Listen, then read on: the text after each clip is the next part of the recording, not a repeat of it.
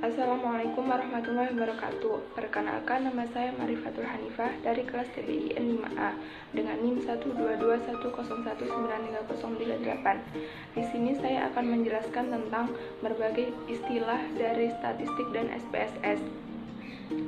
Istilah dalam statistik itu terdiri dari istilah penelitian data, variabel, populasi dan sampel, analisis data, hipotesis, uji hipotesis, signifikansi probabilitas, kurva normal, degree of freedom, dan yang terakhir adalah istilah dari SPSS itu sendiri.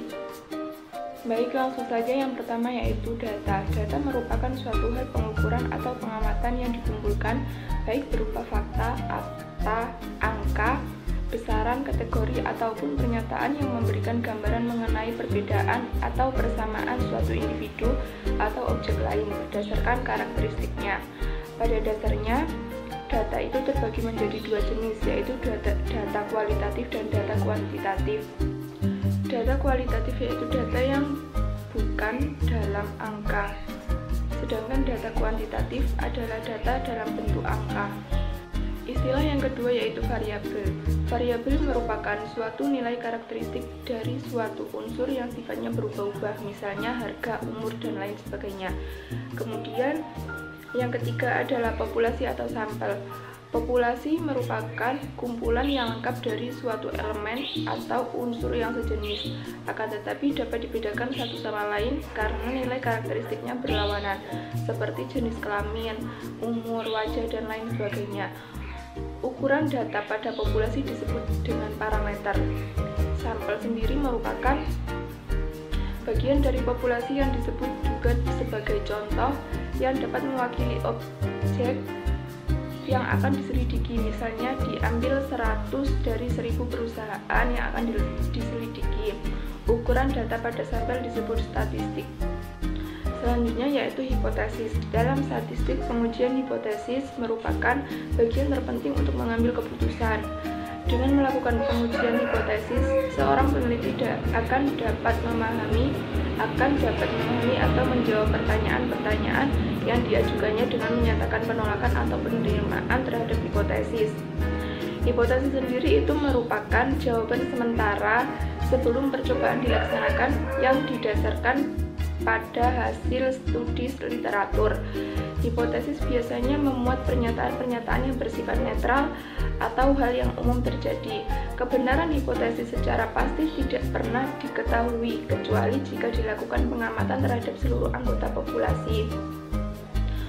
Untuk melakukan hal ini sangatlah tidak efisien, apalagi bila ukuran populasinya sangat besar. Pengujian dari hipotesis ini sendiri merupakan penarikan sejumlah contoh acak dari suatu populasi, diamati karakteristiknya, dan kemudian dibandingkan dengan hipotesis yang diajukan, merupakan suatu langkah melakukan uji hipotesis. Apabila contoh acak ini memberikan indikasi atau petunjuk yang mendukung hipotesis yang diajukan, maka hipotesis tersebut diterima. Sedangkan apabila contoh acak itu memberikan indikasi atau bertentangan dengan hipotesis yang diajukan, maka hipotesis tersebut ditolak. Pengertian diterima atau ditolaknya suatu hipotesis tidak bersifat mutlak. Suatu hipotesis ditolak tidak berarti bahwa hipotesis tersebut salah, melainkan data telah memberikan petunjuk bahwa telah ada perubahan pada karakteristik populasi yang dihipotesiskan. Sedangkan penerimaan terhadap sebuah hipotesis berarti belum cukup bukti untuk menerima hipotesis tandingannya. Selanjutnya yaitu signifikansi probabilitas. Signifikansi statistik tidak bertujuan untuk menunjukkan apakah suatu penelitian itu penting atau tidak penting. Signifikansi hanya mengacu pada kemungkinan bahwa hubungan yang diteliti pada sampel dapat berasal atau disebabkan semata-mata dari adanya kesalahan sampling. Peneliti seringkali membedakan antara signifikansi statistik dan signifikansi substantif. Istilah yang terakhir ini mengacu pada apakah hubungan antara variabel cukup besar sehingga mampu membuat perbedaan yang bermakna. Jika signifikansi statistik dapat dihitung, maka signifikansi substantif dibuat berdasarkan penilaian.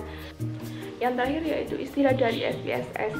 SPSS merupakan software statistik, sudah mengeluarkan rilisan terbaru yaitu edisi 23 sejak akuisisi oleh IBM. Software SPSS yang merupakan software analitik prediktif ini sebenarnya bernama IBM SPSS Statistik 23 full version.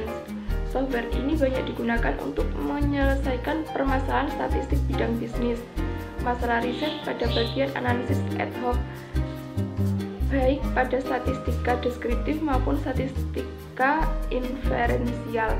Beberapa hal dasar yang perlu diketahui oleh user akan dibahas lebih ringkas.